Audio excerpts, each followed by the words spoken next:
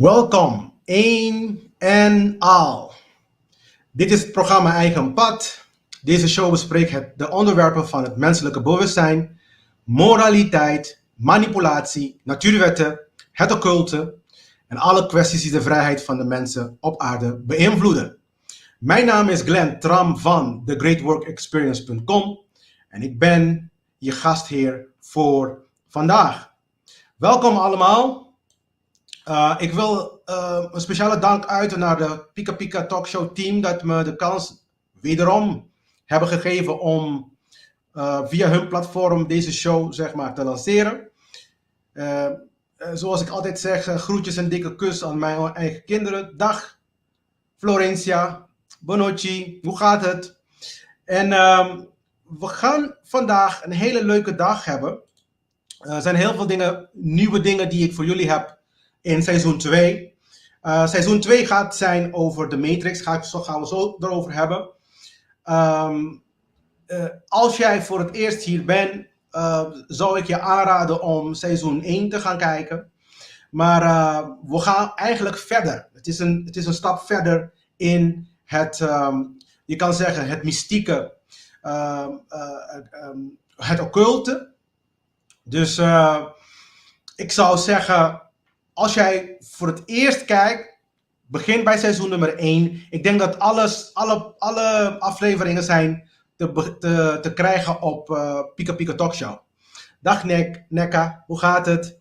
Zo laten we beginnen. Laten we kijken als ik mijn sheets erbij kan halen.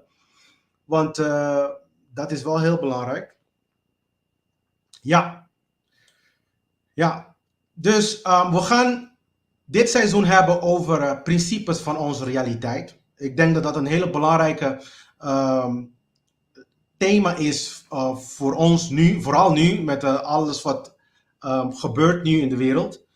We hebben vorige seizoen gehad over moraliteit. Heb ik 7 basisprincipes van moraliteit heb ik besproken. En het is de bedoeling dat dit een soort van extra, zeg maar, het is een stap verder, zeg maar.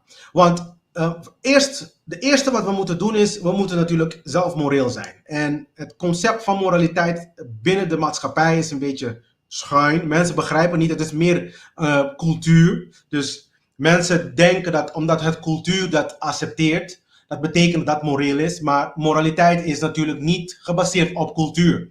Het is ook niet gebaseerd op wat de wet voorschrijft. Althans, de menselijke wetten. Die zijn niet, dat voor de natuur, de menselijke wet is niks waard. Oké? Daarom kan je van alle soorten wetten bedenken en komt een meteoriet en hij ontploft de hele aarde, want het heeft geen zin. Ja, dus menselijke wetten, die zouden in principe, als je mij vraagt, de natuurwetten moeten nabootsen, maar dat doet hij niet. Dus het is meer zit een andere plan erachter dan daadwerkelijk de natuurwet dienen. Oké? Dus we gaan, het is een heel interessante, dit seizoen gaan we hebben over het principe van onze realiteit. De Matrix gedecodeerd. En ik heb de Matrix films gekozen, omdat ik denk dat deze films een hele occulte betekenis hebben. Alle 4.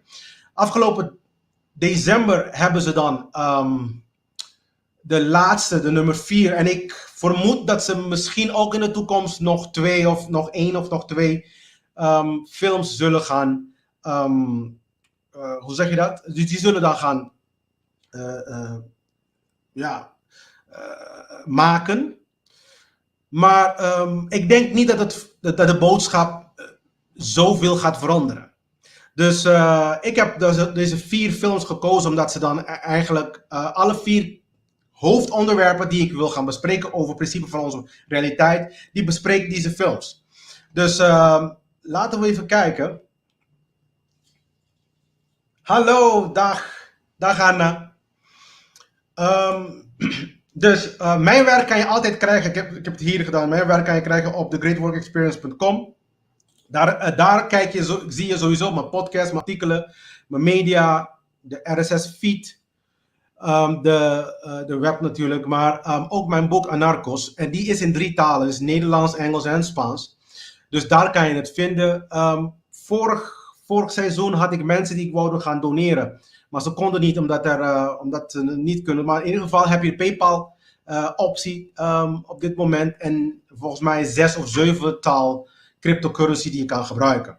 Dus wat dat betreft kan je met PayPal, kan je ook via creditcard, kan je, als je een Nederlandse rekeningnummer hebt, kan je ook gewoon het geld overmaken. Alle beetjes helpen natuurlijk, maar alles wordt gebruikt ook voor deze lessen. Ja? Dus ik heb in dit seizoen heb ik een actie. Dat als je jezelf aanmeldt en registreert, je registreert op mijn website speciaal voor dit seizoen, dan loop je kans om aan het einde een abonnement van 6 maanden op Scribd te winnen. Dus als je dat wil, dan zou ik zeggen, ga even daar registreren. Alleen maar je e-mailadres. Ik heb je naam niet nodig. Je e-mailadres is meer dan genoeg. En het is alleen maar bedoeld om op het moment dat ik dan nieuwe lessen heb op de website, op Pika Pika Talkshow, dat je dan zeg maar, dat ik dan een communicatiemiddel heb met jullie. Dus dat is dat. Dus als je dat wil, dan graag aanmelden. Dan zien we elkaar heel graag. Oké, ik wil heel graag beginnen met een realiteitscheck. Deze quote is... Ik heb het een paar keer, volgens mij ook in de Pika Pika Talkshow, heb ik het een paar keer geciteerd. Maar het hele seizoen die gaat over de Matrix, die gaat over eigenlijk wat deze quote allemaal betekent. Maar ik ga het even lezen, want ik vind het... Trouwens, je krijgt deze quote krijg je het is een inscriptie bij de Griekse tempel in Delphi. Het is in Griekenland. Oké? Het gaat namelijk zo. Let op deze woorden, jij die de diepte van de natuur wilt onderzoeken. Als je niet in jezelf vindt wat je zoekt, zul je het ook niet hier vinden. In jou is de schat der schatten verborgen. Ken uzelf en u zult het universum en de goden kennen. Dit is een hele bekende quote in het occulte kring. Dus, althans, als ik dan praat over occultisme, mystici, etc., laat ik eventjes die terminologieën even uitleggen, zodat men niet denkt van, oh, het is duivels en ik ben bang en dat moeten we allemaal niet doen, want ik ben christen en dat soort dingen. Nee. Sta stil, luister voor 2 seconden. Ik zou zelf zeggen, en ik wil niet arrogant klinken, maar luister naar wijsheid. Occultisme komt van het woord oculus. Dat is een Latijns woord en dat betekent gewoon oog. Dus als je praat over occultisme, heel vaak verwijst men naar hetgene dat niet openbaar nog is voor het gemiddelde publiek. Ja? Heel vaak zijn er heel veel kennissen die zijn ontnomen van de meerderheid. Dus op het moment dat jij zeg maar in die kennis gaat duiken, ja, dan praten ze over occulte kennissen. Okay? Maar op het moment dat je het weet, is het niet meer occult, obviously. Okay?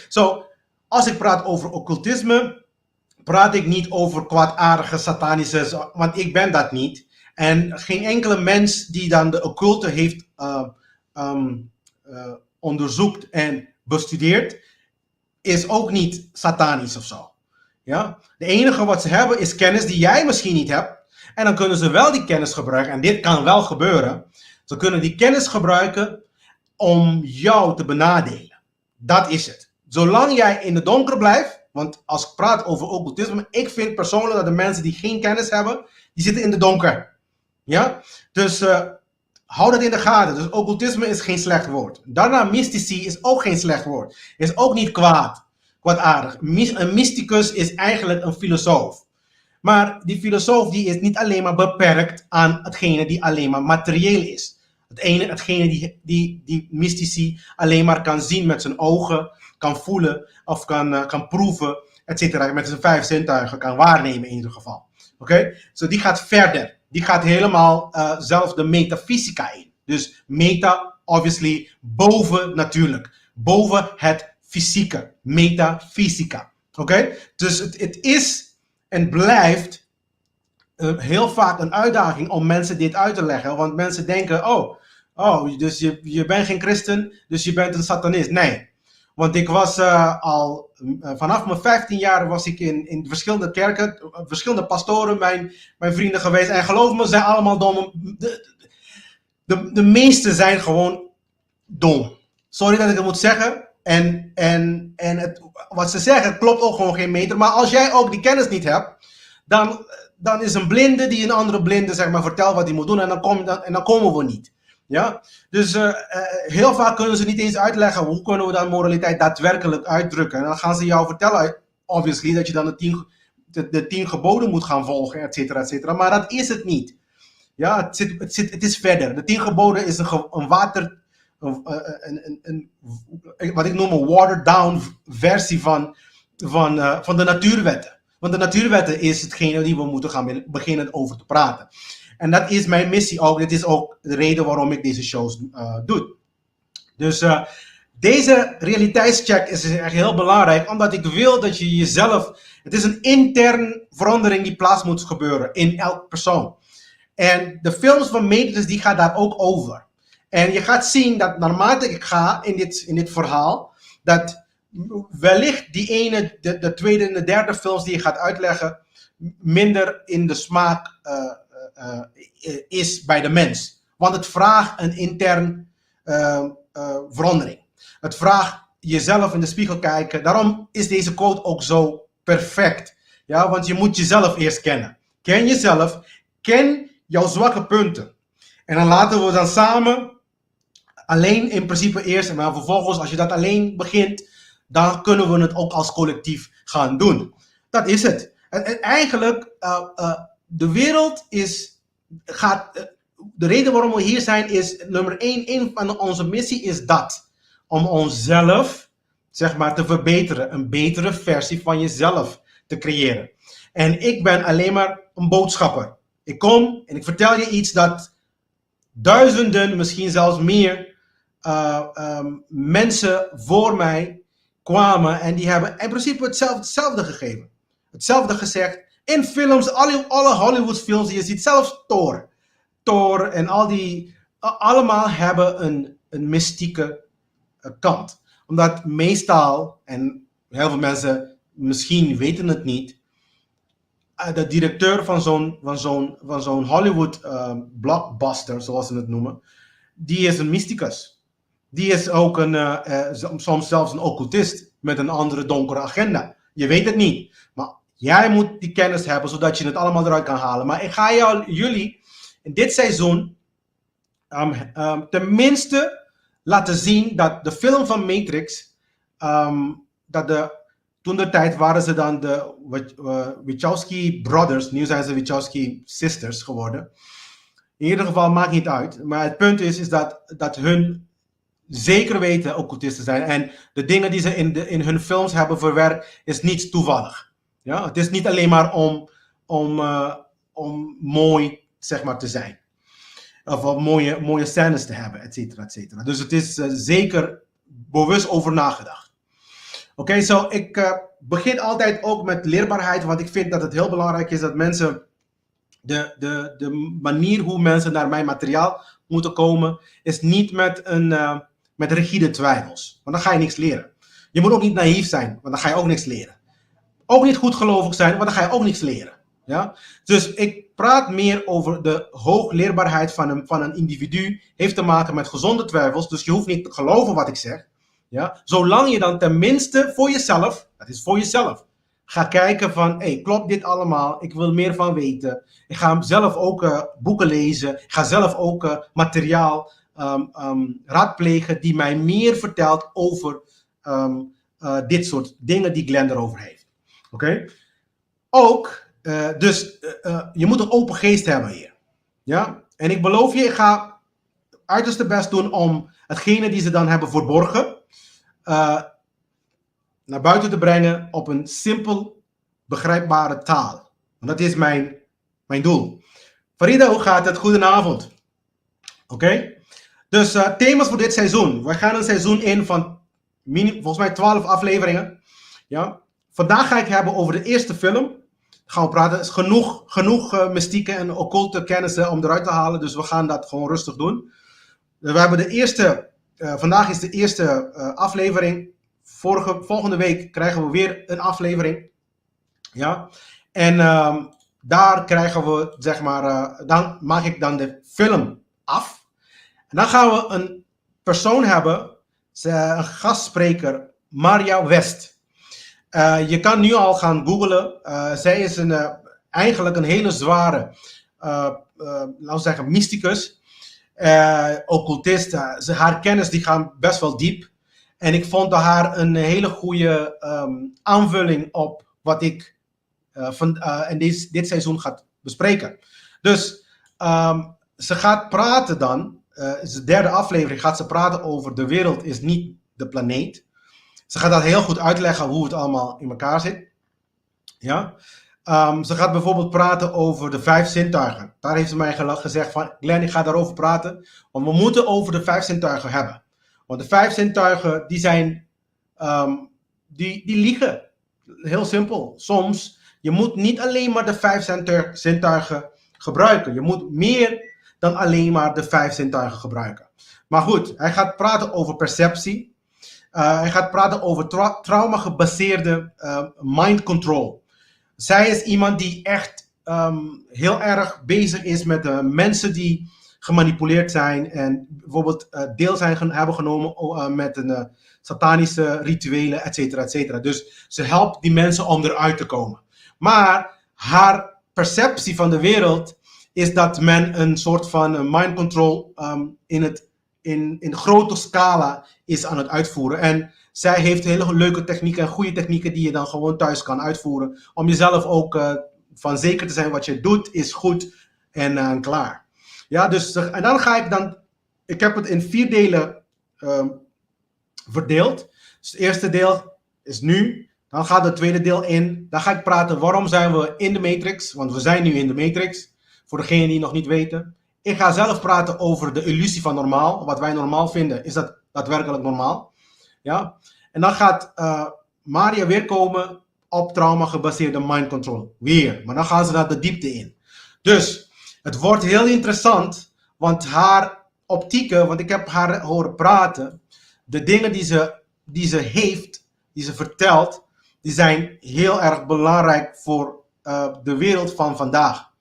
Daarna komt er deel 3. Dan ga ik praten over hoe komen we uit de Matrix. En dan ga ik ook, want ik heb verschillende vrienden, verschillende mensen heb ik de afgelopen tijden meegesproken. En heel veel mensen denken dat ze wakker zijn.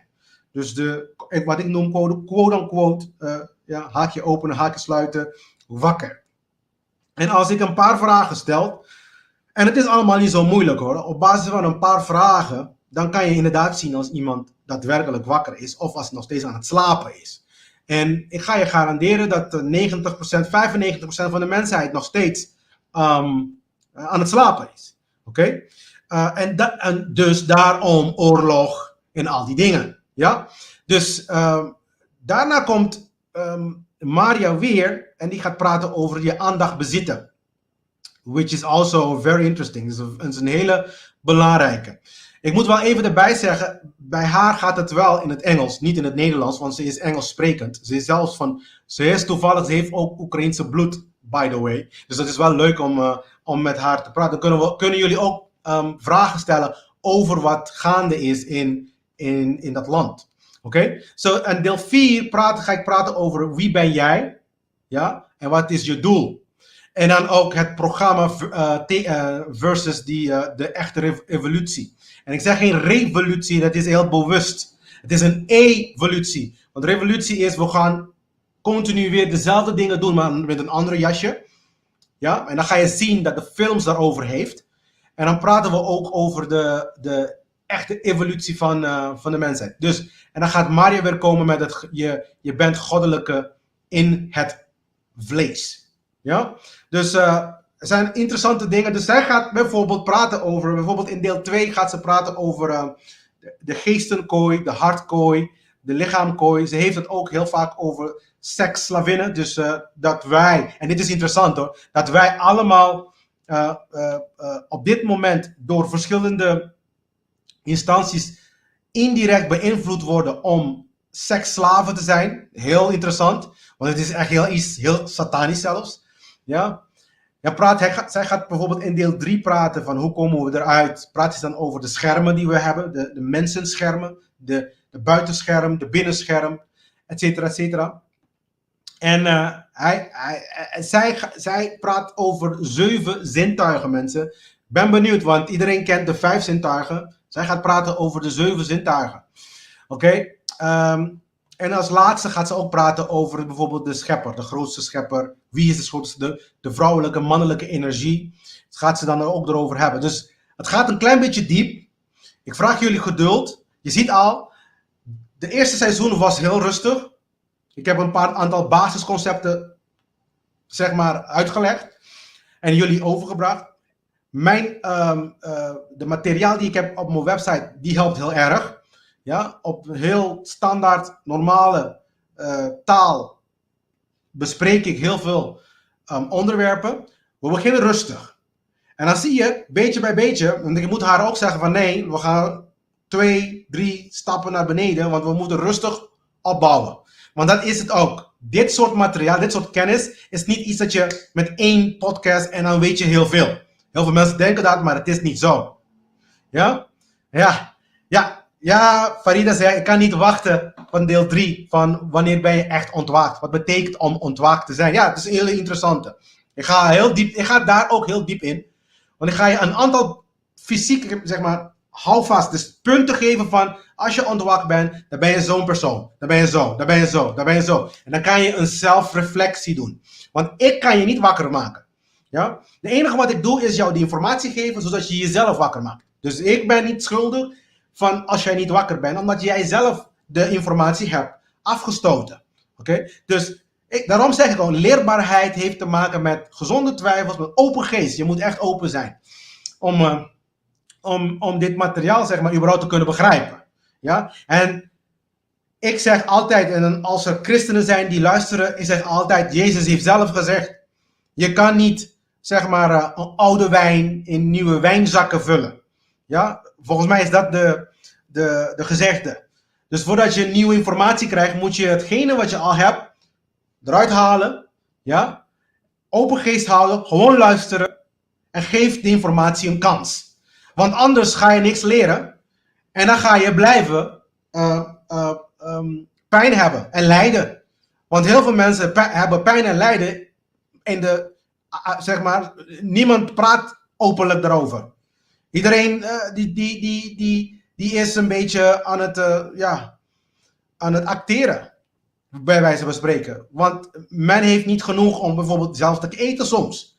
Ja? En om zelf, zeg maar, de dingen te doen die men heel graag wil doen. Want men moet, weet ik veel, al die culturele dingen moet men doen. Om anderen blij te houden eigenlijk. En ik ben iemand, ik ben al die station ben ik al lang voorbij. Ja? Dus ik doe niks om andere mensen, zeg maar, een plezier te doen. Maar doordat ik aan mezelf werk, automatisch ben ik voor de maatschappij een goed persoon. Zo simpel is dat. Het is niet zo moeilijk. Ja? En dan ga je mensen goed behandelen. Dan ga je je gedrag aanpassen. En dan ga je automatisch moreel zijn. Daarom heb ik daarvoor de moraliteitsverhaal besproken. Goed, dit zijn de 4 films. Als je ze niet kent, raad ik je aan om ze te gaan bekijken. Dus als je de eerste niet hebt gezien, zou ik zeggen, ga maar kijken. Ik ga ongeveer tot de helft van de films, van de film ga ik praten. Ja? Dus je kijkt de hele film en dan op het moment dat je klaar bent, dan kan je misschien terugkomen, deze podcast bekijken. Of deze show bekijken. Maar anders kom je volgende week weer, maar dan moet je dan de film hebben gekeken. Ik zou dat doen, als ik jou was. Want het is echt het is sowieso een hele goede film. Ik vind hem, het is mijn favoriete film trouwens. Ik vind tot nu toe, er is niks die deze film voor mij boven deze film gaat. Ik bedoel, dit zijn echt mijn films. Ik wil wel erbij zeggen dat de eerste film is de meest populaire film. Oké? Populair. En ik heb heel veel reviews gelezen dat men vindt de laatste heel slecht. En laat me je vertellen, ik vind de laatste de beste. Oké?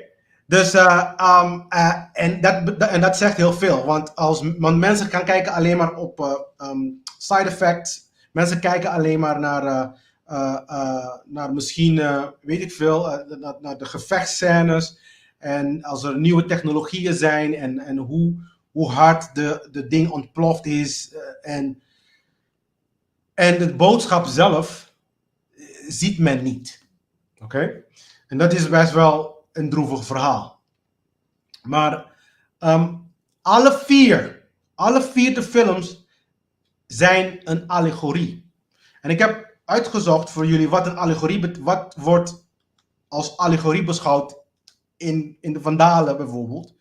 Dan zegt hij van een verhaal, een gedicht of afbeelding, want dit zijn afbeeldingen, deze films, die kan worden geïnterpreteerd om een verborgen, occulte, ja, betekenis te onthullen.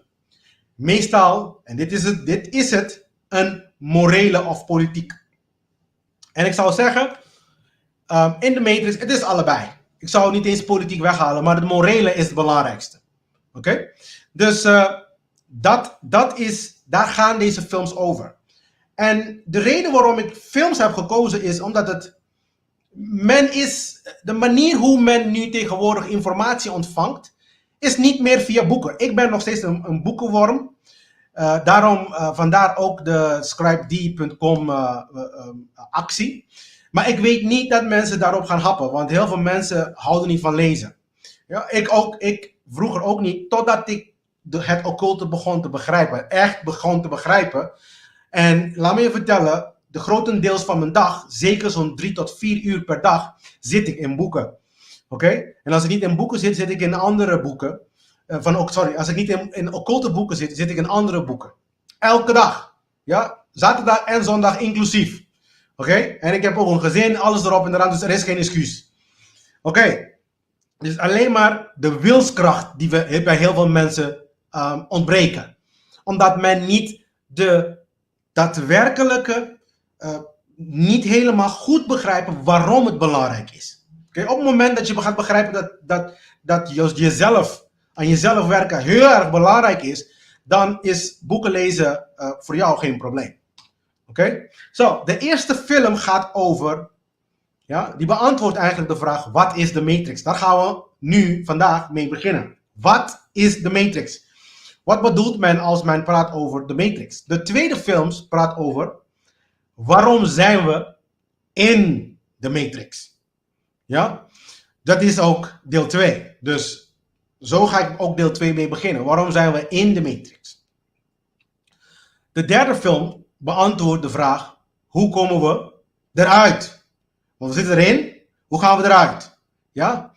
En ja, de Matrix gebruikt, hoe noem je dat?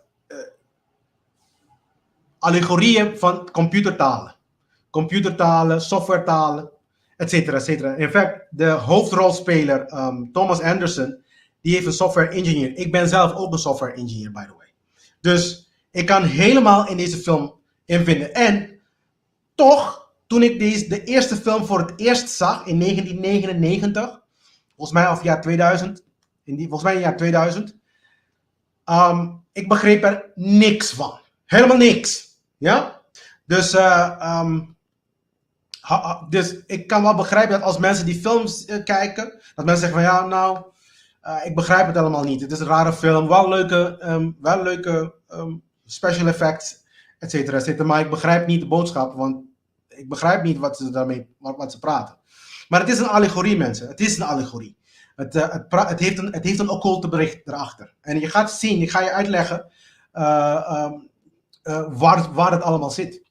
Ja, en de laatste film, en dit is ook een van de redenen, denk ik, dat het ook niet zo in trek was. Want het is gewoon, wie ben je? Dat is de laatste Matrix, de Matrix Resurrection. Wie ben je? Ehm, Daar ga ik ook vrijwel diep in.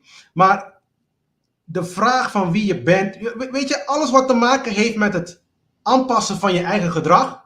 Mensen hebben een beetje problemen mee, maar iedereen denkt dat ze geweldig zijn natuurlijk. Ja? Maar bij mij, ik ben hier en ik ga jou vertellen. We hebben allemaal, in het fysieke wereld, niemand is perfect. Niks is perfect zelfs. Maar in de fysieke wereld kennen we wel iets dat heet, we lopen richting, naar, zeg maar, in de richting waar we beter worden. Dus dat betekent elke dag vragen, elke dag proberen, beetje bij beetje, totdat je dan, zeg maar, automatisch goed bent en klaar. Deze films, die praten niks anders over moraliteit trouwens. Het heeft allemaal te maken over moraliteit. En, het heeft, en als we niet moreel zijn, wat gaat gebeuren? En wat aan het gebeuren is. Daar gaat het om. En ik denk dat de reden is ook waarom ik het zo geweldig vind. Ja? Dus ga niet denken van, oh, het is alleen maar om geld te verdienen. Natuurlijk gaan ze hebben bakken met geld mee verdiend. Maar daar gaat het niet alleen maar over. Oké? Dus, dag Maria. Welkom. Dus, zoals ik zei, de meest unpopulaire van ze allemaal is de tweede film. Dat heet Matrix Reloaded. De derde film, Matrix Revolution. En de laatste heeft volgens mij een hele slechte review gekregen. Dat is Matrix Resurrection. En in mijn opinie is het omdat dat een diepe interne verandering van iemands gedachten, emoties en actie met zich meebrengt. Daar gaat het om. Ja, ik heb het net al gezegd. En daar zijn mensen het meest resistent tegen. Ja, dus de tweede, en de derde en de vierde films, die waren lang niet zo populair als de eerste. Ja, dus maar geloof me, de tweede, de derde en de vierde zijn de beste, want ze vertellen je hoe. Dus moet ik veranderen, maar hoe? Ja? Dus daar gaan hun over. Dus, wat is de Matrix? Ik heb overal hier en daar gekeken. Verschillende plekken ook gekeken en gesneuveld en gekeken. Heel veel mensen begrijpen niet eens wat de Matrix is. Men denkt dat het gaat om computers en dat het artificial intelligence, zeg maar, ons over gaat nemen. Is ook deel van. Ik zou dat niet helemaal uitsluiten. Ja? Want als je kijkt naar bijvoorbeeld Elon Musk, die is bezig met een chip dat je dan, zeg maar, achterin bij je ganglions daar, zeg maar, volgens mij kan bevestigen. En dan kan die jou, zeg maar, koppelen aan het internet. Maar als ik jou vertel dat je al gekoppeld bent op de internet van God, van de universum zelf, dan heb je die internet die ze erover hebben niet nodig.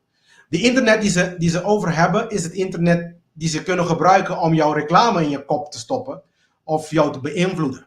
Oké? Dus de eerste film gaat alleen maar over, de hele eerste film gaat over wat is de Matrix. Wat wordt er daarmee bedoeld? Ja? Dus het is niet computers, niet alleen maar computers die het overneemt. Het zit dieper dan dat. Ja? Dus ja, dus de film begint, en ik heb hier speciaal gezet, bij het hart. Je ziet dat ook daar. Je ziet daar, Trinity, dit is Trinity, dus een vrouwtje daarboven, die wordt door agenten, kan je zeggen, aangevallen. Ja? Trinity is een van de hoofdrolspelers, de vrouwelijke hoofdrolspeler in alle Matrix films. Ja? En ik ga je nu al vertellen dat bijna alle films, niet bijna, alle 4 films zelfs, beginnen met Trinity. Want het is altijd de verwijzing naar het hart. Ja? In het occulte is het hart heel belangrijk. Dus het hart is de eerste plek. En je ziet ook, die wordt aangevallen. En dat is zeer symbolisch, zeg ik altijd. Want het hart is de plek waar het begint en waar het eindigt. Maar Neo belandt aan het einde van de eerste film weer hier. Dus dan maakt hij een soort van cirkel. En dan het eindigt waar het is begonnen. Bij het hart dus. Ja? Dus elke film begint met Trinity, zoals ik zei. Omdat Trinity de belangrijkste vrouwelijke kracht vertegenwoordigt. Tito, goedenavond. Ja? Trinity vertegenwoordigt de vrouwelijke kracht van de mens, van het individu, maar ook collectief de hart van de wereld, van de mensheid. Ja? En die is in nood. Die wordt aangevallen. Ja? Dat verwijst ook. Ja? Het verwijst dat het hart aangevallen wordt. Ons hart, die wordt aangevallen op dit moment. Door de media, door verschillende soorten nieuwsberichten, et cetera, et cetera. Dat is een van de dingen die aangevallen wordt. En het is heel belangrijk om dit te begrijpen. Omdat zonder het hart is de wil dood. Daar gaan we zo direct over hebben. Ja? De wil om iets te doen wordt dan vermoord. Want in het hart, als ik met mensen soms met mensen praat, dan gaan ze praten, dan zeggen ze van ja, maar kan me niks schelen, zolang ik het goed heb. Het hart wordt aangevallen. Ja? Ja. Oh, even die vraag, hoe zit het met de drie-eenheid in de Trinity? Ja, Trinity inderdaad, die verwijst ook naar de drie-eenheid. Dat klopt, dankjewel voor dat, Eva. Ik ga daar zo direct over hebben, over de Trinity. Maar inderdaad, de Trinity, die verwijst ook naar de drie-eenheid. Die in de katholieke kerk of in de christendom heel erg wordt aangebeden, kan je zeggen. Maar het zijn geen goden in die zin van, oh, het is God, et cetera, et cetera. Dat is wat de katholieke kerk heeft van gemaakt. Maar dat is het niet. Het is een hele andere, het is meer kennis om jezelf te leren kennen, zodat jij kan veranderen. Dus voor iedereen, misschien voor elke christen die dit programma ziet en die denkt, die heeft zichzelf zijn leven aan Jezus gegeven en vervolgens denkt dat hij niks moet doen, omdat hij al gered is. Ga je vertellen, je bent niet gered. Ga je nu al vertellen. Je moet gaan werken aan jezelf.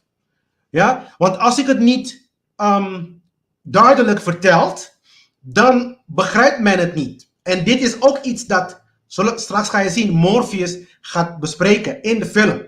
Ja? Dat hij zegt van, er is geen tijd meer. Oké?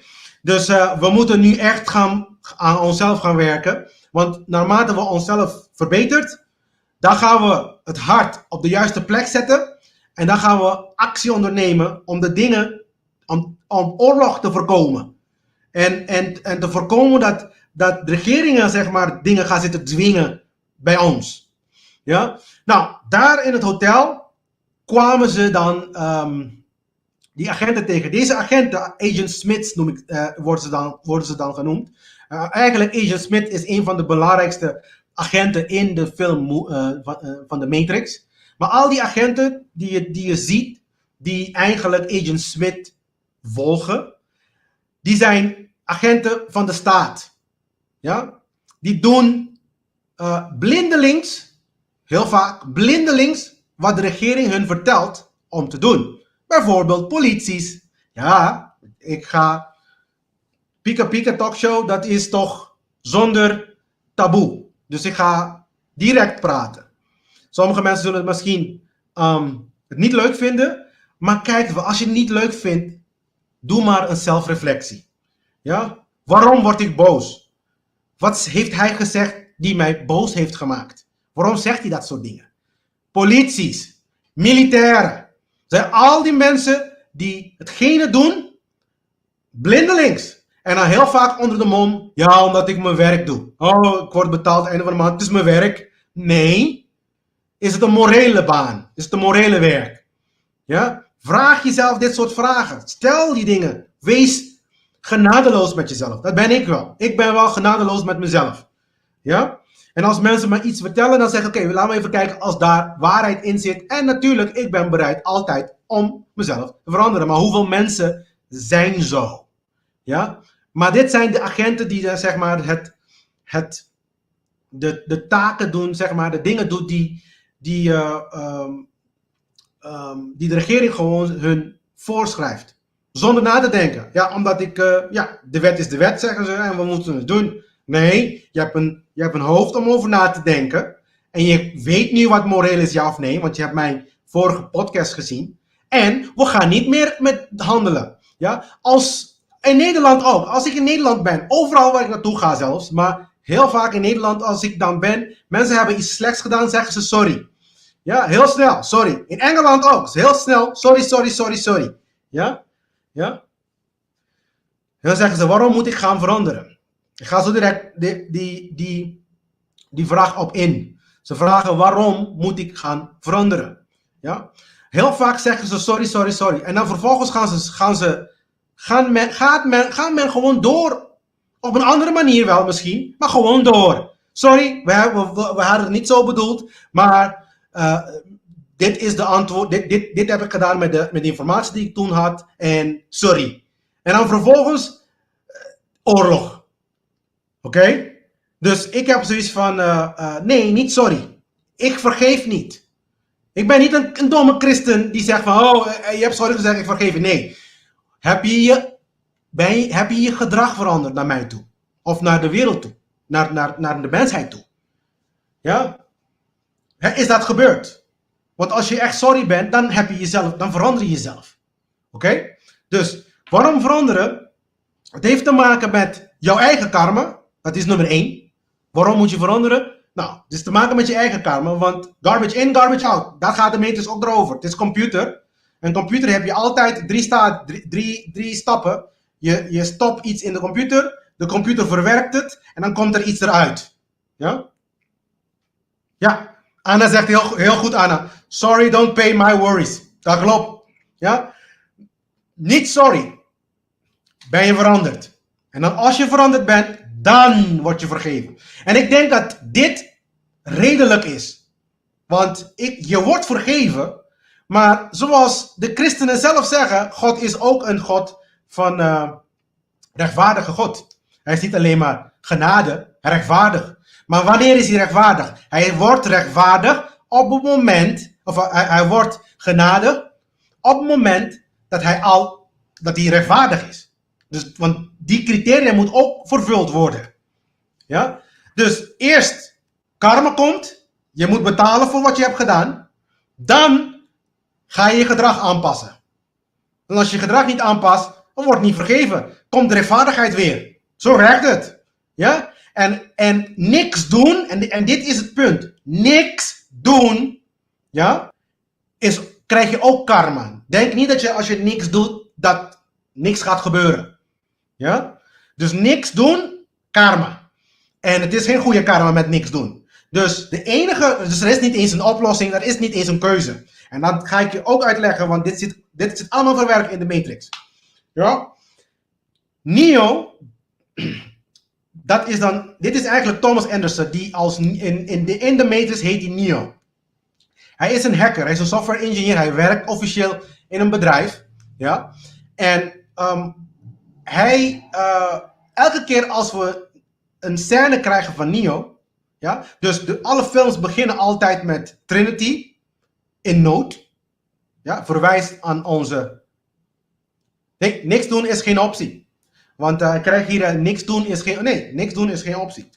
Je moet actie ondernemen en je moet je gedrag veranderen. Het gedrag moet veranderen. Dus je moet altijd naar jezelf kijken. Daarom zeggen ze, ken jezelf.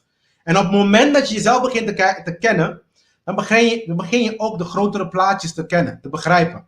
Ja? Twee minuten, mensen. Ja? Dus ken jezelf. Ja?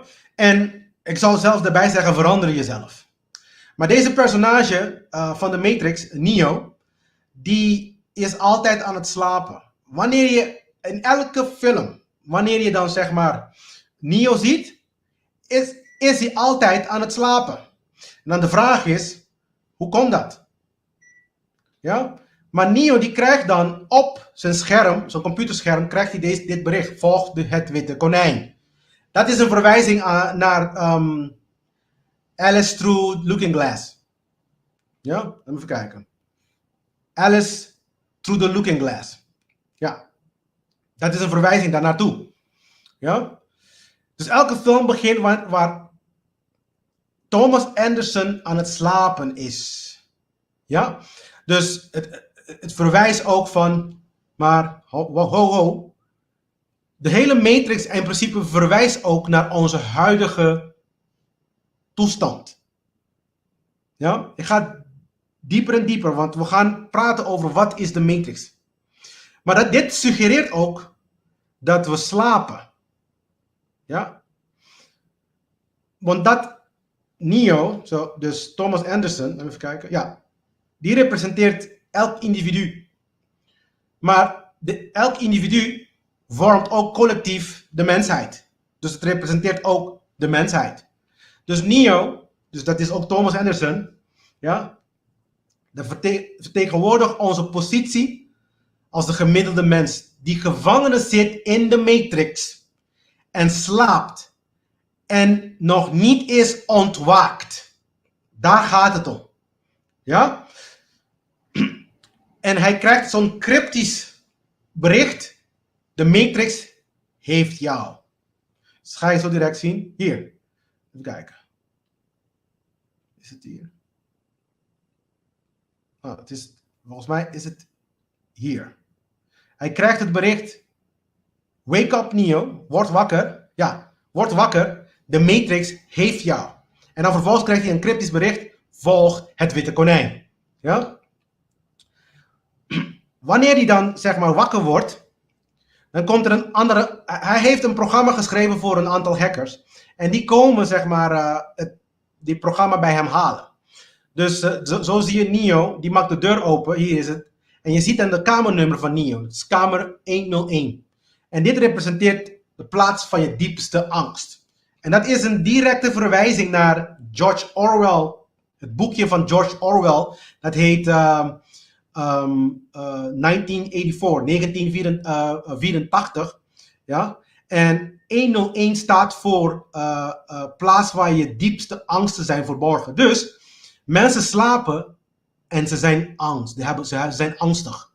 Okay? Ze zijn niet. Ze hebben nog geen moed gekweekt.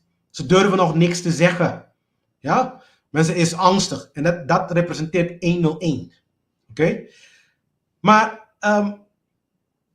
in het occulte krijg je eigenlijk het. Hoe noem je dat? Numerologie, sorry.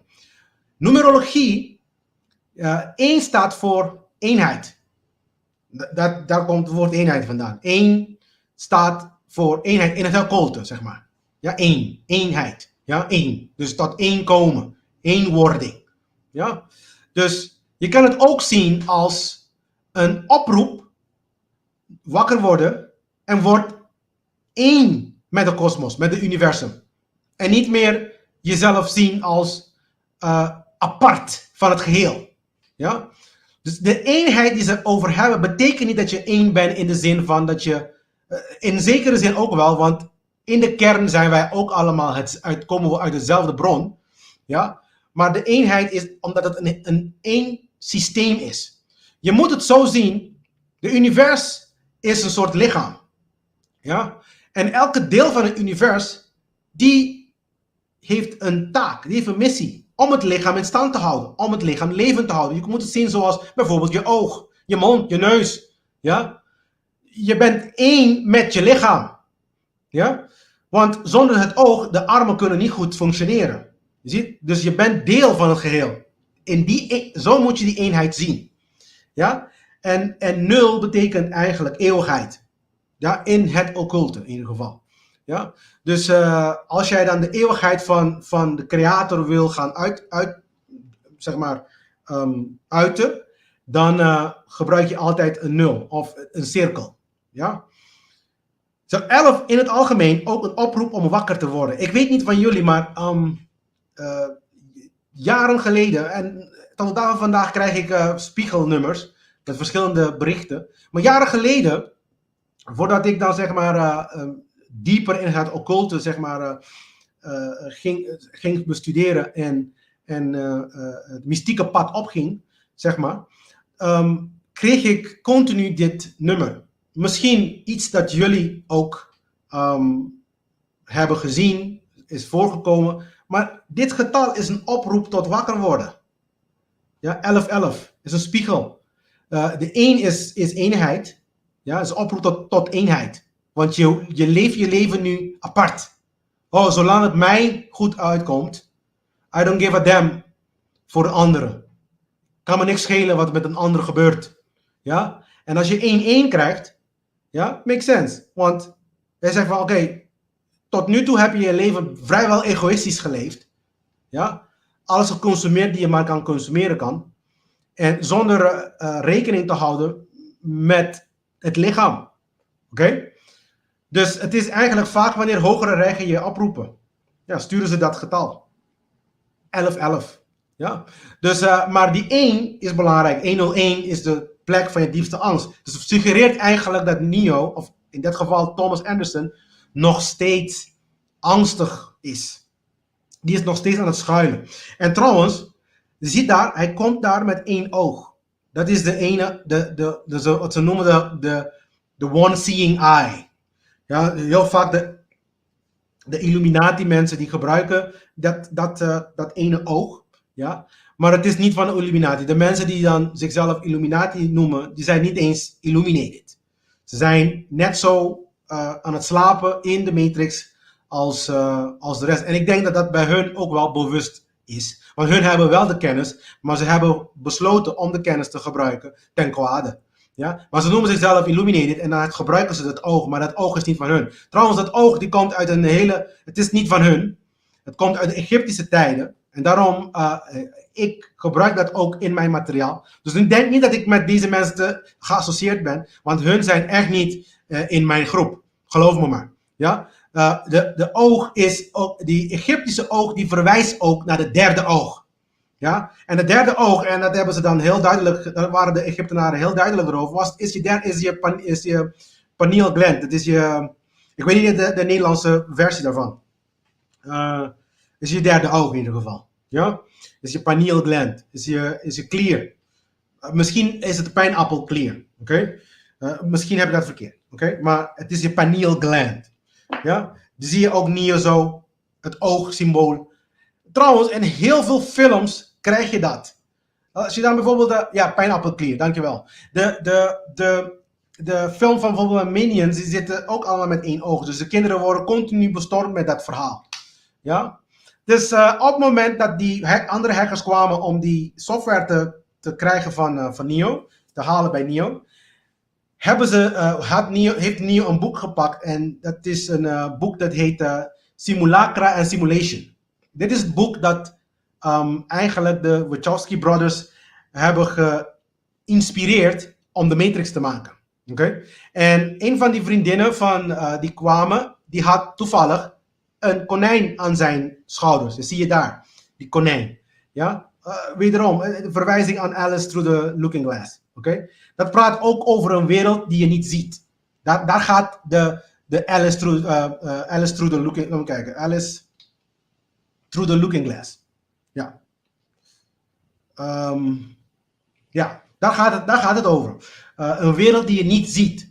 Daar gaat de Matrix over ook. Het gaat over de wereld die jij niet kan zien. Omdat je derde oog, ja, die slaapt, die is dicht. Die is gesloten, die is nog niet open. Ja? En er zijn heel veel New Age, ik noem ze dan eigenlijk ook New Age bullshit, die dan, dit moet je doen om je derde oog open te maken. Dit moet je doen om mensen, nummer 1. Dus als het hier is, dat betekent kennis. Dus dat is de eerste stap. Je moet gaan inlezen.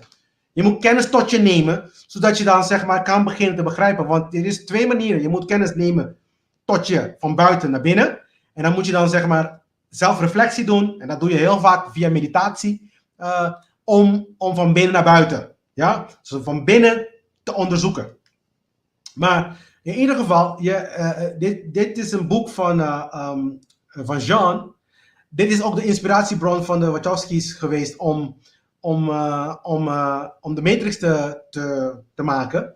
En het gaat over hoe we verdwaald zijn. En ik heb geschreven in de kaart. Dus heel duidelijk, niet op de kaart, maar in. Dus we denken dat we de kaart op een of andere manier zelf zijn. Ja? We zien het gebied niet eens voor wat het is. Het is een boek over hoe onze perceptie volledig misleid zijn. We worden misleid in een droomwereld. Daar gaat het boek, het boek gaat over. En dat was ook de inspiratie van hun. De meeste mensen die de Matrix hebben gereviewd, volgens mij hebben dit boekverhaal, dit wel begrepen, min of meer. Ja? Ja, maar het punt is namelijk dit. We geloven dat de symbolen en de kaart de echte wereld is. Daar gaat de Matrix over. We geloven, in ons hoofd, geloven we, ja, dat de symbolen en de kaart de Matrix is. Ja? De mensen die komen opdagen om geld te krijgen, om het geld te ontvangen, zeg maar, of geld te geven aan Neo, die heeft een van hun vriendinnen heeft een witte konijn. En dit is ook synchroniciteit.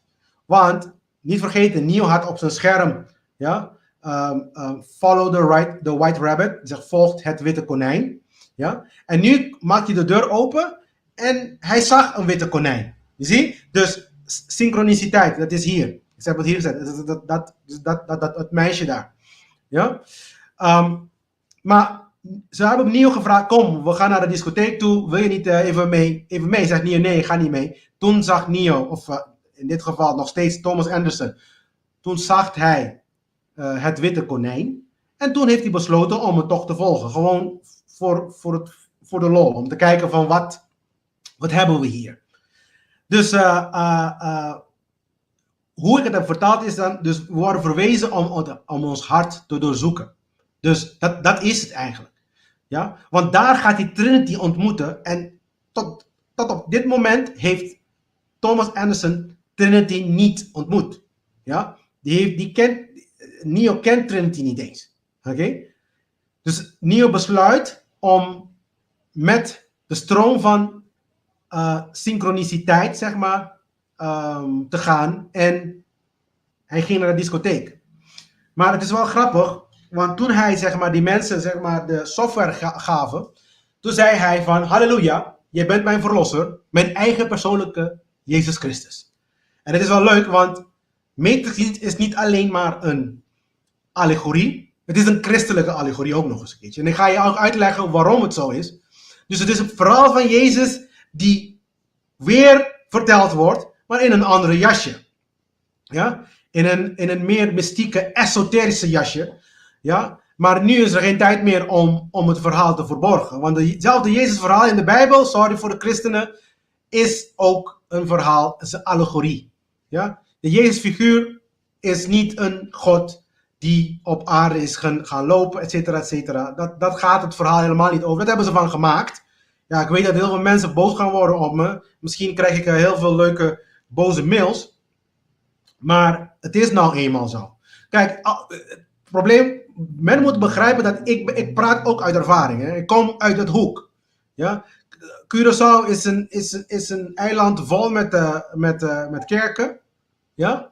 En geloof me maar, die kerken, zoveel kerken voor zo'n kleine eiland en nog steeds kunnen we niet moreel zijn. Go figure. Oké? Dus ik weet hoe ze denken en ik weet want ik heb pastoren als vrienden zelfs. Ja? En als ik ze vragen stel, dan kunnen ze niet beantwoorden. Het is altijd van geloof in God en dat soort dingen. En dan vervolgens gedrag aanpassingen, nee hoor. Want God vergeeft je en je gaat naar de hemel toe. Ja? Nee hoor. Maar uiteindelijk ontmoet hij dan Trinity.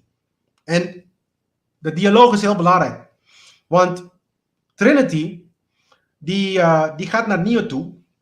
En hij zegt tegen Neo, ik weet waarom je hier bent. Ik weet dat je naar hem op zoek bent. Ik weet het omdat ik ooit naar hetzelfde zocht. En toen hij me vond, vertelde hij me dat ik niet echt naar hem op zoek was. Ik was op zoek naar een antwoord. Het is de vraag die ons drijft. Het is de vraag die je hier bracht. Je weet wel, de vraag net zoals ik deed. En Neo antwoordde, wat is de matrix? Ja? Uiteindelijk suggereert dat. Wacht even, want Trinity zegt van, want ik kan niet goed kijken. Het is op zoek naar jou. Hij zegt, de matrix is daar buiten en het is op zoek naar jou. En het zal je vinden als je dat wilt. Als jij dat wilt. Als jij dat zoekt. Ja? En dus dat suggereert ook, ja, dat het verlangen naar de waarheid aanwezig moet zijn als we antwoorden willen vinden. Zie waar het hart. Dus als Trinity praat, eigenlijk praat het hart. Ja? En het hart zegt je, jouw verlangen, die zal je de antwoorden geven die je zoekt. Alle antwoorden. Ik zou niet eens zeggen de matrix alleen. Alles wat je zoekt, alles wat je op zoek bent, begint in het hart. Het hart die vertelt je, je moet verlangen. Ja? Je moet niet wachten tot het naar je toe komt. Jij moet zelf zeggen van, laat me gaan zoeken. Ik verlang om te weten. Ik wil weten hoe het werkt. Ja? Naar de waarheid. Ja? En natuurlijk, de persoon waarmee het verwijst wordt is Morpheus, is deze gast. Die gaan we zo direct over hebben. Ja? Ja? En die vertegenwoordigt eigenlijk de waarheidsverteller. Morpheus is de waarheidsverteller. Ja? En die onthult en helpt mensen om uit de matrix te halen. En je ziet ook, hij is de waarheidsverteller. Ja? Dus hij is de waarheid, kan je zeggen. Ja? Maar het is de verteller van de waarheid. En die ga je vertellen, onthullen wat de waarheid is, zodat je eruit gaat. Niet om erin te blijven. Ja? En ook niet zeggen van, ja, ik blijf erin. Nee, om eruit te gaan. Ja? En dit is een hele bekende, dus, je hebt problemen met autoriteit. Want Neo die werkt bij metacortex, dat ook een hele symbolische naam is. En de cortex betekent de gedeelte van de hersenen. En meta betekent higher. Ja? Dus deze mensen denken dat ze boven de cortex zijn. Boven de menselijke gedachten zijn. Ja? Denk over na. Dit is hoe arrogant soms deze instanties zichzelf stellen naar ons toe. Ja? En deze guy hier is Reinhard. En die zegt, als een werknemer een probleem heeft, heeft het bedrijf een probleem. Ja? En dat zie je ook in het hele gesprek met Neo. Ja? Want hij zegt tegen Neo, je hebt een probleem met autoriteit. Want autoriteit wordt op ons geprojecteerd. En wij geloven en accepteren het idee dat er zoiets bestaat als een autoriteit. In een menselijke vorm. Het bestaat niet, mensen. Ja? En dan zegt hij ook van, Reinhard zegt, u heeft een probleem met autoriteit, meneer Anderson. Ja? U gelooft dat u speciaal bent. Maar op de een of andere manier zijn de regels niet op u van toepassing. U heeft het duidelijk bij het verkeerde einde. Ja? Dit bedrijf is een van de beste softwarebedrijven ter wereld, omdat elke medewerker begrijpt dat ze deel uitmaken van hun huis. Oké? Dus wat doet Reinhard hier? Hij benadrukt het concept van collectivisme. Ja? Van jezelf overgeven, want dit heeft niemand jou gevraagd om jezelf over te geven aan het collectief. Ja? Het idee is dat je dan, zeg maar, in harmonie jouw eigen ding doet, maar wel in harmonie. Ja? Maar in waarheid. Ja? Want we zijn allemaal uniek, mensen. Ja? We hebben een individualiteit en we hebben een uniciteit. Wat ik dan zeg, dat is een beetje een moeilijk woord voor mij soms. Uniciteit. Oké? Dat is het. Ja. Dus, en hij zegt van, als een werknemer een probleem heeft met de autoriteit, ja, heeft een bedrijf een probleem. Ja? Dat is Reinhard. Hij gaat Neo proberen te indoctrineren, dat hij dan, zeg maar, eigenlijk moet luisteren naar autoriteit, want daar gaat het hele film over. Ja? Je moet luisteren naar autoriteit, want En dan vervolgens zeggen van, omdat je deel bent van het collectieve. Ja, hij heeft wel deels gelijk. En dat is wat ze ook doen. Ze verdraaien het. Ik ben wel deel van het collectief, maar niet in slavernij. En ook niet in leugens. Daar ben ik collectief niet deel van. Oké? Ja, ik ben collectief naar het harmonie van de kosmos en het universum. Daar ben je deel van. Want je bent deel van het aarde. Want je komt uit de aarde, van moeder aarde. Ja? Je eet uit de moeder aarde. Dus logisch gezien moet je voor de aarde zorgen. Begrijp niet waarom mensen dat nog steeds niet kunnen inzien. Dat elke keer dat ze dan zeg maar dingen kapot maken, dat ze dan zichzelf kapot maken. Want wat goed is voor ons planeet, is goed voor ons. Wat slecht is voor ons planeet, is slecht voor onszelf. Dus uiteindelijk zijn we onszelf aan het doodmaken. En doordat wij dit soort mensen aan het volgen zijn. Ja? En een plezier aan het doen zijn. Ja? En op een gegeven moment krijgt Neo Morpheus aan de lijn. Dus Neo gaat uit de kantoor van Reinhard en dan gaat hij zitten op zijn werkplek. En dan krijgt hij een telefoontje van Morpheus. En dan gaat Morpheus een heel belangrijk gesprek met hem. En dit is wat ik wil dat jullie lijken. Dus die agenten komen hem zoeken. Ja? En dan zegt hij, je hebt een probleem met autoriteit. Ja? Dus de agenten komen en dan zeggen, ik heb naar je gezocht, Neo.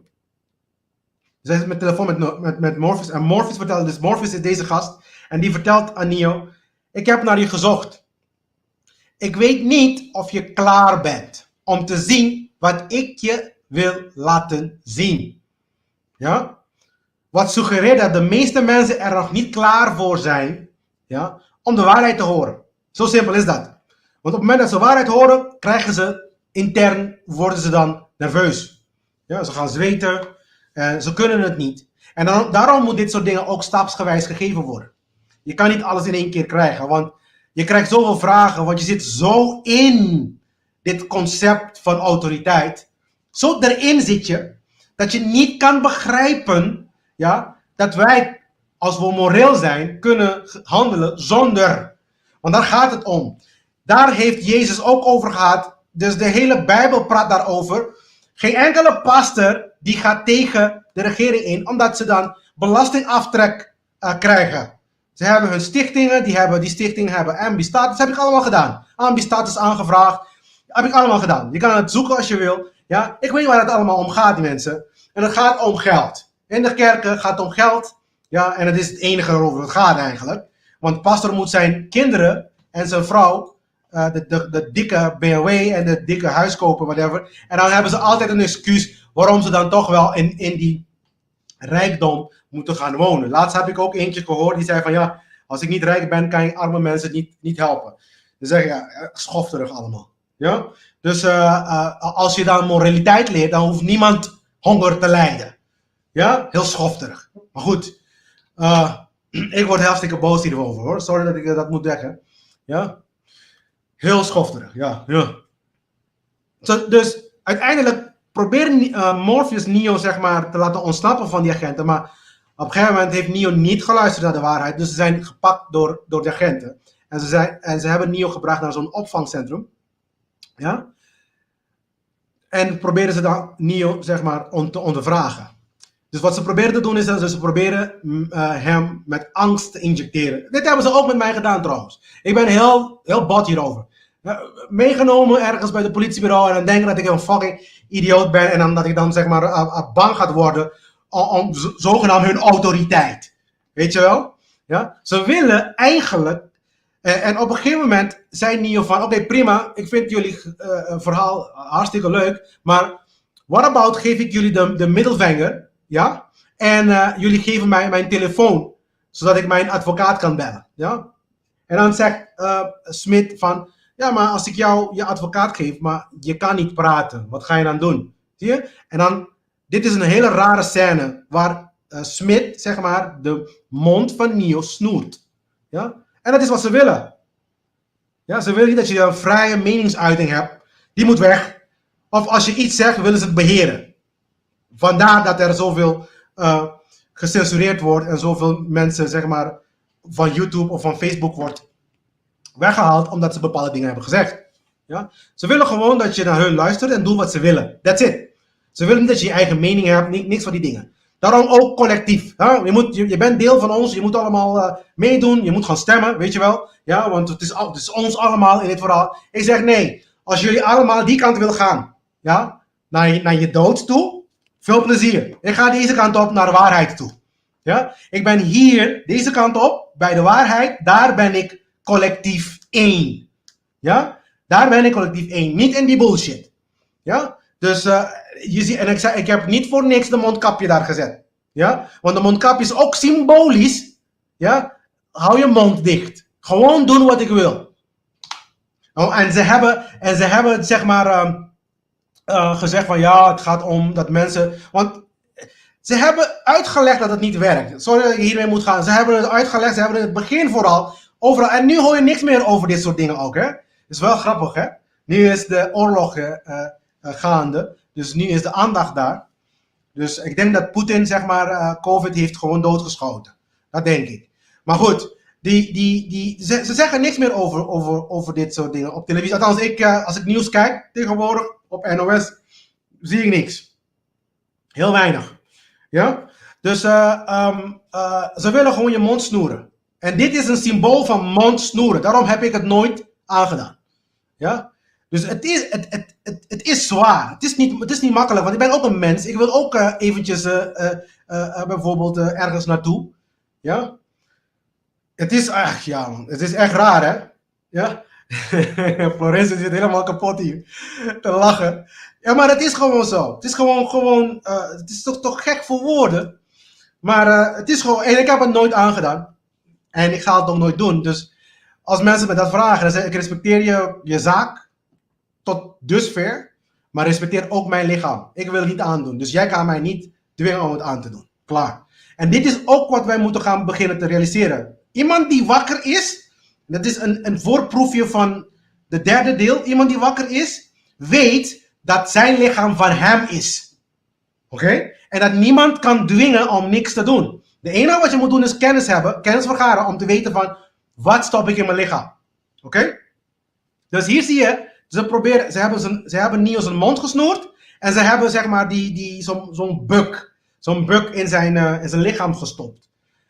Again, om je te laten geloven dat ze dan zeg maar je niet zomaar dingen kan zeggen en doen, want ze kunnen je overal, weet je als je de waarheid vertelt, dan gaan we je mond snoeren. Nou, mijn mond snoeren kunnen ze niet doen. Ja? Ik ga gewoon de waarheid vertellen en als ik dood moet gaan, dan moet ik maar doodgaan. Maar de waarheid moet verteld worden, want meer mensen moeten daar buiten komen en beginnen de waarheid te vertellen. Ja? En de waarheid is absoluut, heb ik in de eerste podcast, dus de mensen die hier voor het eerst zijn en die zeggen van ja, maar waarheid is hoe noem je dat, relatief, iedereen heeft zijn waarheid, bla bla bla. Ga maar de eerste podcast kijken, volgens mij is het de eerste episode van mijn eerste podcast. En kijk ook naar de eerste aflevering van Eigen Pad, daar heb ik ook over gehad. Ja? Waarheid is absoluut, mensen. Ja? Dus er is één waarheid, wij waarnemen iets en wij kunnen onze opinie hebben. De zon gaat ook naar boven bijvoorbeeld. En de zon, dan kan je zeggen, ja, ik ben niet eens dat de zon om 6 uur omhoog gaat. Nou, heel veel plezier ermee, want de zon komt morgen weer om 6 uur. Ja, wordt wakker. Ja, en om 6 uur gaat hij weer slapen. Nou, ja, dus slapen tussen aanhalingstekens natuurlijk. Kijk, ik bedoel niet dat de zon echt gaat slapen. Ik bedoel, we zijn intelligente mensen hier. Oké, dus de waarheid, dus er bestaat elektromagnetisme. Het zijn feiten. Waarheid zijn feiten. En feiten kunnen we wel opinies over hebben, maar ze blijven feiten. En voor iedereen gelden die feiten. Dan is het een waarheid. Als iedereen die feiten kan, zeg maar, als iedereen die feiten... En dat is het ook, hè. Men wil niet, en ik ga dit ook heel diep ingaan. De satanisten, of wat ik dan ook noem de donkere occultisten, willen niet dat jij denkt dat waarheid bestaat. En het is heel simpel. De reden daarvoor is heel simpel. Want als de waarheid bestaat, als de waarheid niet bestaat, ja, dan hoe definieer je eigenlijk realiteit? Want realiteit kan je alleen maar definiëren op basis van waarheid. Oké? Dus als jij denkt dat de waarheid niet bestaat, dan kan je de realiteit niet definiëren. Dus wie bepaalt dan de realiteit? De mensen die macht hebben. Die gaan zeggen van ja, wij vinden en we denken en daarom is het zo. En dat is het probleem. Ja? Dus dat is ook heel diep in ons geïndoctrineerd. Dat de waarheid niet bestaat. Dat is iets dat we continu krijgen in onze televisies en onze programma's. Het is allemaal onzin, mensen. Ja, in het occulte praten we hier niet eens over, want als je dat gaat beginnen te praten, dan zeggen mensen, ben je Mongool of zo? Want in de occultisme praten ze continu over universele wetten. Ja? En de universele wetten, het zegt het goed, ze zijn universeel. En zijn natuurwetten. Daar kan je niet omheen draaien. Ook al vind je het niet leuk. Ja? Dit is de beroemde ontmoeting van Morpheus, Trinity en Neo. Zie je? En dat is voor Eva. Eva heeft gevraagd, de drie-eenheid. Dit is de drie-eenheid. Als je praat over Vader, Zoon en Heilige Geest, dan kan je zeggen dat Morpheus de Vader is, voor de christenen die dit programma luisteren. Dit is dan de Vader, zeg maar. Neo is de Jezusfiguur. Vandaar dat hij dan, zeg maar, wanneer die hacker daar bij de deur was, zegt hij van halleluja, je bent mijn persoonlijke Jezus, mijn persoonlijke verlosser. Ja? En Trinity is het hart. Wat heel vaak niet gesproken wordt, niet eens in de kerk. Althans, als ik naar de kerk ga, heel weinig erover gesproken. Ja? Niet op de juiste manier erover gesproken. In ieder geval. Dus Morpheus trouwens is een Griekse woord. En die betekent de god van de dromen. Dus Morpheus is degene die dan Neo zo'n droom gaat onthullen. Ja? Dus, dus ik ga eventjes praten over deze drie-eenheid eigenlijk. Want in het occulte... Oh ja, sorry. Eva, ja, het Heilige Geest... Want Trinity is eigenlijk het ziel. Dat is of de geest. Ja? Maar in het Nederlands... is het een beetje... het geest kan ook gedachte zijn. Ja? Een open geest, een open gedachte eigenlijk. Dus, maar Trinity is niet de gedachte. Dus geest, daarom heb ik het woord geest niet gebruikt. Gebruik ik het woord eigenlijk ziel of het hart. Ja? Dus Neo vertegenwoordigt de wil. Ja? Dit is dan de drie-eenheid. En dan zie je ook daar de Egyptische, dat noemen dat de Eye of Horus. Ja? Dat is de pineal gland. Dat is dan de derde oog. Ja? Neo vertegenwoordigt de wil. Niet vandaag, maar volgende week ga ik dan ook praten over de naam Neo zelf.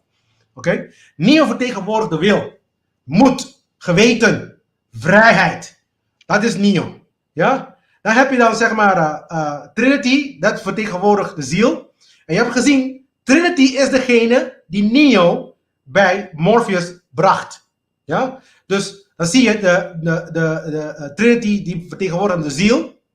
Dat betekent ook medeleven, liefde, het hart. Dus mensen die zeggen van ja, ik kan me niks schelen. Ja, die zitten los van het hart.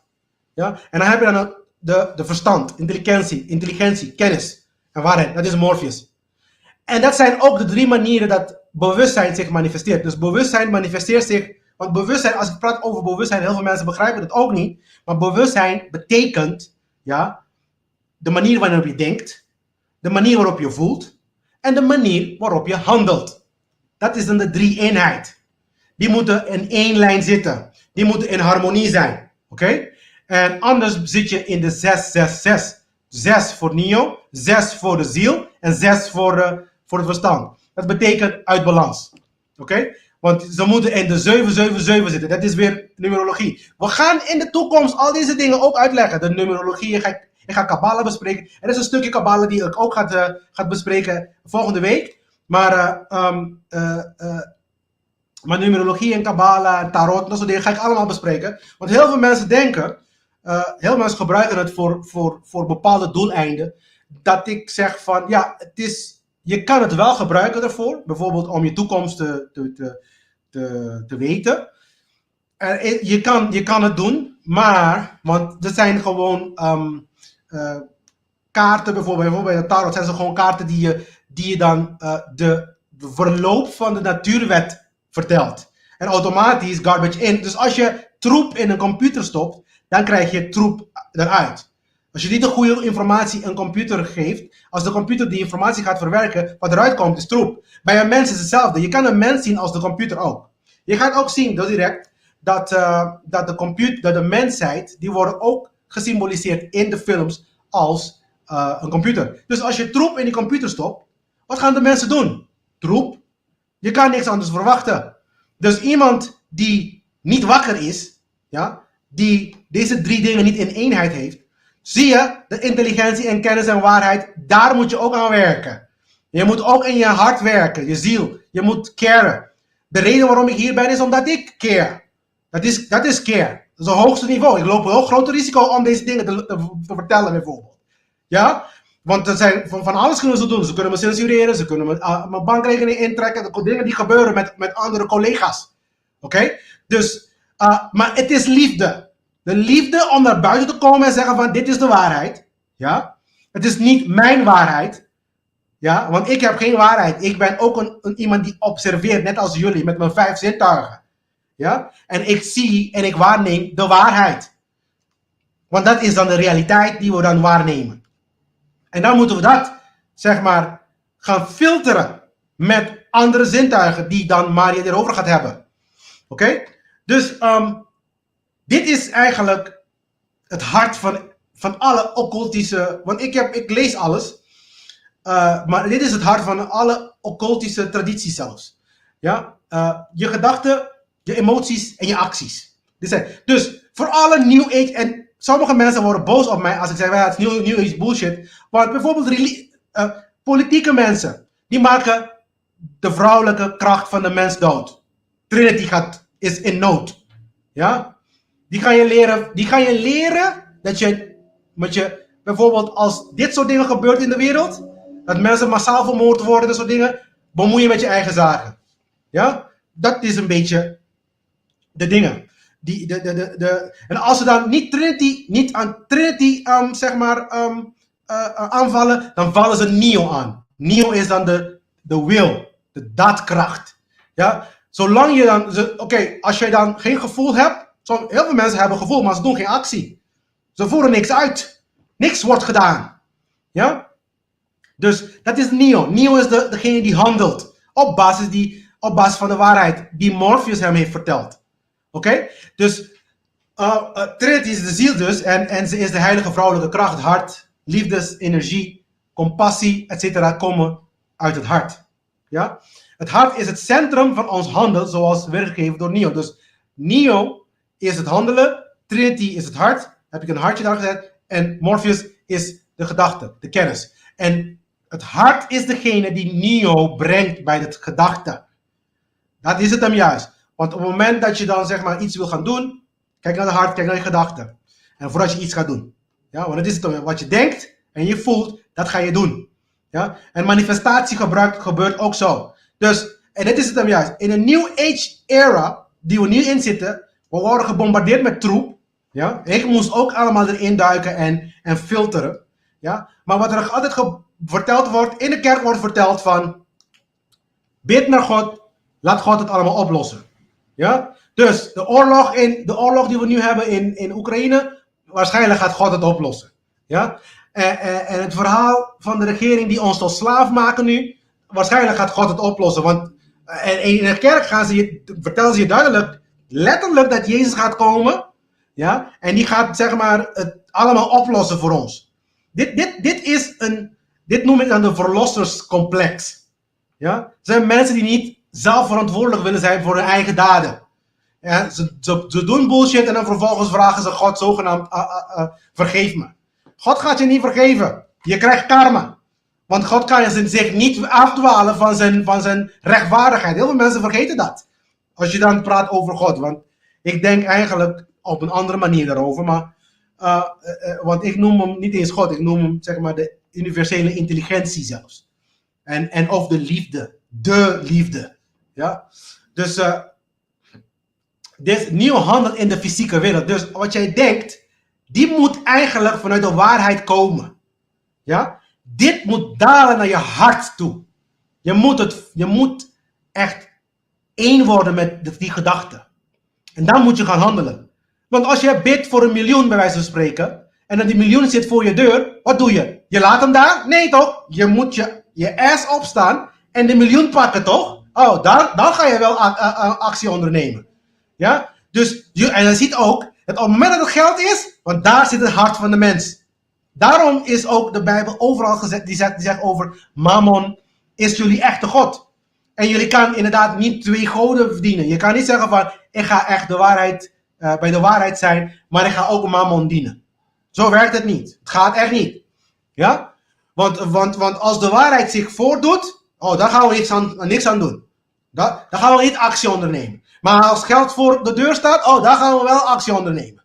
Snap je? En daarom is zelfreflectie zo belangrijk. Op een gegeven moment wordt Neo, we zijn zo klaar mensen, wordt Neo gebracht voor een keuze. Hij wordt gebracht voor een keuze tussen de rode pil en de blauwe pil. Maar zo gaat het gesprek. Zo belooft dialoog. Morpheus zegt, je bent hier omdat je iets weet.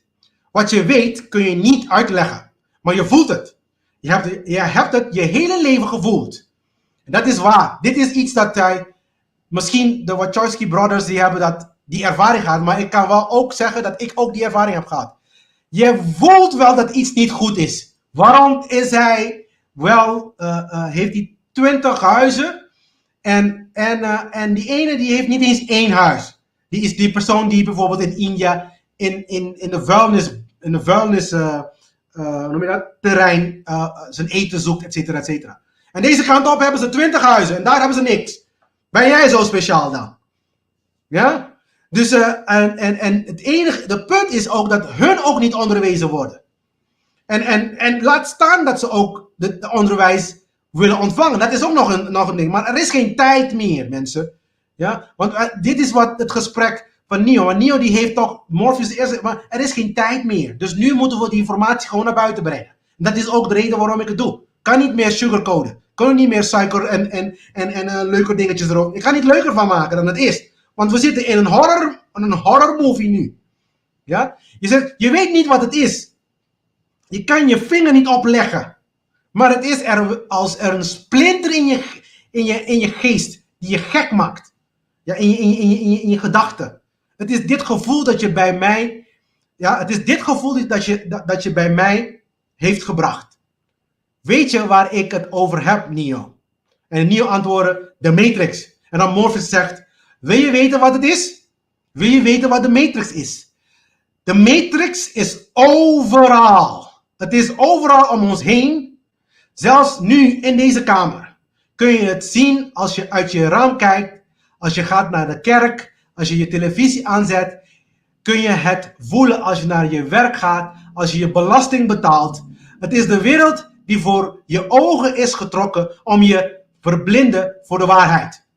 Dat is de Matrix. Dus we zitten nu in de Matrix. Wat je overal. Alles wat je ziet. Dat is de Matrix. En dan vraagt Neo, welke waarheid? En dan zegt Morpheus, dat je hier, ja, net als iedereen, ben je een slaaf. Je ziet dat? Morpheus, althans de Wachowski brothers, die vertelt ons direct. Rechtstreeks. Je bent een slaaf. Je bent een slaaf en gevangen in dit systeem. Ze hebben overal hun tentakels. Ja? Maar helaas kan niemand het je vertellen wat de Matrix is. Je moet het zelf zien. Je moet zelf een open geest hebben. Je moet het zien. Je moet niet zeggen van, het is allemaal onzin, joh. Het is allemaal onzin. Die Glenn, die zit allemaal te lullen, zijn bekkie. Hè? Allemaal onzin. Ja? Maar vervolgens mensen gaan dood. En dan, het hart is dood. Ja? Dus de keuze is er. En die kleuren zijn ook niet toevallig, want het is echt een hele occulte iets. Ja? De rode kleur is de kleur van actie. Daarom is het ook je gaat het straks zien, je gaat de Davidster gebruiken, waar de vrouwelijke en de mannelijke bij elkaar komt. De vrouwelijke is eigenlijk een passieve kracht en de mannelijke is een kracht die acteert. Dus als je niet actie onderneemt, dan zit je in de blauwe. Dus daarom heb je de keuze, blauw of rood. Ja? En dan Morpheus zegt, dit is je laatste kans, hierna is er geen weg meer terug. Je neemt de blauwe pil en het verhaal eindigt hier. Dus betekent, je blijft slapen, je wordt weer wakker in je bed en gelooft wat je wil geloven. En dat is de sleutel, geloven. Ja, dat is ook het probleem van onze wereld, we geloven te veel onzin. Ja? Je neemt de rode pil, je zit in Wonderland en ik laat je zien hoe diep het konijnenhol gaat. Weer een verwijzing naar Alice Through the Looking Glass. Oké? Dit suggereert ook dat het begrijpen van de waarheid een keuze is die alleen wij kunnen maken. Dus jij kan het alleen maar maken. Ik kan het niet voor jou maken. Ik kan je alleen maar vertellen erover. That's it. Ja? Zoals met de blauwe frequentie gaat over passiviteit. Net erover gehad. Passieve energie. Het representeert ook passieve energie. En het occulte ook. Als je rood ziet, is passive energy. Blauw is passief. Ja? Daarom bijvoorbeeld in geel betekent iets anders, maar de zon die geeft de aarde. De aarde ontvangt van de zon energie, zodat hij dan zeg maar het leven kan creëren. Ja? Dus rood gaat over wilskracht, vooruitgang. Het is wil. Ja? En dat heeft Neo gedaan. Neo heeft dan zeg, vervolgens de rode pil gedronken, ja? Genomen. Ja? Dus je moet eigenlijk je wilskracht gebruiken, ja? Om te begrijpen wat er werkelijk aan de hand is in onze wereld. Anders gaat het niet gebeuren.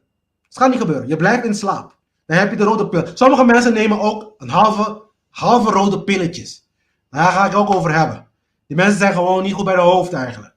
Ja? Gaan een halve rode pilletje nemen. Ja, we gaan dit doen, maar dit toch wel in het systeem blijven. Nee, eigenlijk moet je alles eruit. Je moet gewoon een hele rode pil slikken. Of ze willen, oh, dit stukje geloof ik wel, maar dat stukje geloof ik niet. Nou, heel veel succes. Ja? Vervolgens wordt Neo wakker. En wat hij ziet, is horror. Zo zie je, de Matrix is continu gedachten, ja, en stommiteit in je. En dit is ook, je ziet ook, de ene dag praten ze, 2 jaar lang hebben we gezeur gehoord over pilletjes, of niet pilletjes, spuitjes. En ze hebben nu een andere naam trouwens voor de booster. Nu heet die vervolgprikje, ja, of een griepprikje. Ze geven andere namen. Nederland is heel goed hierin. Ja? En dan vervolgens, ze zitten overal. En dan de ene andere dag, Poetin. Nu is Oekraïne en Rusland. Ja? En het wordt continu. Elke dag. Boom, boom, boom, boom, boom, boom. Dus je wordt de autoriteit en zogenaamd hun werkelijkheid wordt op jou geprojecteerd. Continu, continu. Via alle soorten media's, alle soorten manieren. Ja? Er zijn een aantal mensen die zijn beetje bij beetje worden ze wakker. Ja? Maar Neo die wordt wakker in zo'n slijm. Al die hakken op zich heen. Ja? Op een gegeven moment trekt hij ze allemaal eruit. Ja? Want wat gebeurt er? Op het moment dat je hierin gelooft en ook hierin gaat handelen. Want dat is hem juist. Ze gaan je hersenen mee voeden. Zodat je dan zeg maar uiteindelijk gaat handelen hiernaar. Ja, dat is wat ze doen. En als ze dat hebben, dan zuigen ze energie van je. Je bent eigenlijk een batterij voor ze. Dat gaat Morpheus ook doen. Maar volgens mij is dat volgende week, ga ik dat over hebben. Dus nu is iedereen een slaaf. Mensen, dat is de werkelijkheid. En ik hoop dat je niet wordt op de messenger. Je bent alleen maar de boodschapper. Je bent een slaaf. Een slaaf van het systeem. Ze vertellen wat je moet geloven. Daarom is wilskracht, vooral nu, wilskracht nodig om te gaan begrijpen hoe de universele wetten werken. En gaan harmoniseren met die universele wetten. Daarom, de eerste seizoen ging helemaal over moraliteit. Want dat is het belangrijkste. Ook al weet je dit verhaal niet wat ik nu aan het vertellen ben. Als je moreel bent, dan ga je niet doen wat die mensen je gaat geen immorele dingen doen uit jezelf. Heel veel mensen denken dat ze goede mensen zijn ook. Maar je bent geen goede mens, zolang je niet volgens de natuurwet handelt. Je bent dan een goede mens in wording, kan ik zeggen. Maar je bent geen goede mens. Ja? Dus dit is de horror van onze situatie, dat we energie zijn voor hun. En de meeste gebruikte energie die ze gebruiken, is angst. Angst. Ja? Angst. We gaan je bombarderen, we gaan je volgen, we gaan je dit doen. Allemaal angst. Niks uit liefde. Ja? Zo, het wordt vervolgd voor volgende week. Ik weet, het is heel spannend. Hebben jullie vragen misschien? En, even kijken. Ik eindig ook met dit realiteitscheck. Ik begin en eindig het altijd met deze tweeën. Angst is onze grote vijand, ja. Angst om te handelen. Angst om nee te zeggen. Ja? Je gaat zien in de eerste film. Ze gaan je vertellen alles. Deze film vertelt je precies wat het is. wat je moet doen om eruit te komen. Ja? Maar het is natuurlijk verwerkt in die film, in de scènes. Dus je moet de wilskracht hebben om het te zien, minimaal. Ja? Maar ik ga een quote, met een quote van Hypatia eindigen. Hypatia is een van de laatste gnostici die... dat is een hele andere verhaal. Als je wil weten over Hypatia, kijk naar de film Agora. Ja, Agora is een hele leuke film. Heeft een hele slechte reviews gekregen, net als die andere Matrixen. Maar op het moment dat Hollywood zeg maar, deze films een slechte reviews geeft, dan weet je hoe laat het is. Heel vaak. Ja? Dus sommige films zijn echt slecht, maar goed. Maar heel vaak van deze goede dingen, die dingen die goed zijn, die zeggen, hé, maar dat is geen slechte film. Waarom is het een slechte review? Ja, omdat er een achterliggende gedachte erachter zit. Dat mensen niet eens ernaar gaan kijken. Maar ga kijken naar Agora. Het is een film van 2007 of 2017 volgens mij. Ja? En die praat over Hypatia. Hypatia was de laatste gnostic. Dus de laatste persoon naast de katholieke kerk. Ja? De laatste persoon de laatste gnostic die de katholieke kerk heeft vermoord. Ja? En na haar dood begon de donkere periode, zo de Dark Ages. Okay? Het is na de dood van deze vrouw. Maar ze was een gnostic, een mysticus. En die ging tegen de katholieke kerk in die zin van de logica van hun, niet alleen maar hun logica, maar de waarheid van hun leringen. Die ze dan mensen mee misleiden, om ze te controleren.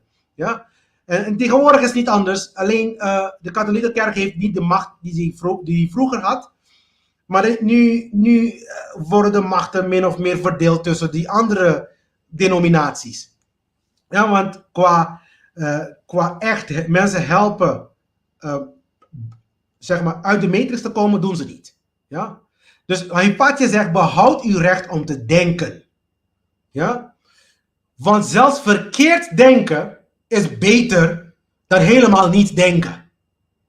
Fabels moeten worden onderwezen als fabels, mythen als mythen en wonderen als poëtische fantasieën. Bijgeloof als waarheden onderwijzen is een verschrikkelijke ding. Het kindergemoed, dus als je een kind bent, aanvaardt en gelooft ze. En alleen door grote pijn en misschien tragedie. Oh, hebben we heel veel tragedie, de mensheid, hè? Ja? Kan hij er na jaren van verlost zijn. In feite, men zal net zo snel vechten voor een bijgeloof als voor een levende waarheid. Nou, laat me je vertellen. Ik ga dit ook mee eindigen. De Oekraïense overheid heeft iedereen, alle mannen, gedwongen om te blijven vechten in Oekraïne. Enigszins begrijp ik wel, want je moet jouw huis verdedigen. Maar je mag het niet dwingen. Dat is het probleem. En ik ga ook niet vechten voor een regering. Het is alsof ik dan aan het vechten ben voor een slaafbaasje. Snap je wat ik bedoel? En nu kunnen we met stemmen. Nu moet iedereen gaan stemmen. Ja, nou, heel veel succes. Ga maar je baasje zoeken die het gaat vertellen wat je moet doen in je leven. En vervolgens gaat hun bepalen dat je elke keer in huis moet zeggen. Lockdown krijgen, dat soort dingen. Heel veel succes, mensen. Maar goed, ik ga niet meer, want ik wil ook niet lijken dat ik geen liefde heb. Want dit komt uit liefde. Want wij moeten nu wel gaan begrijpen dat wij moreel moeten worden. En dat wij zonder deze systemen echt kunnen gaan handelen. Het kan echt. Ga niet zeggen, want wij hebben geloofd dat zonder waarheid dat we dit kunnen krijgen. Dat we dit slavernij kunnen krijgen. Dan kunnen we met dezelfde geloof, of tenminste dit keer kennis, kunnen we zeg maar een betere wereld maken zonder deze mensen. Want Poetin en die president van Oekraïne, het is hun probleem hoor. Het is niet van ons. Ja, het is ook niet van de bevolking van Oekraïne. Dit is zo zeg maar mijn gezeur voor vandaag, mensen. Dankjewel voor het kijken. Als jullie nog geen vragen hebben.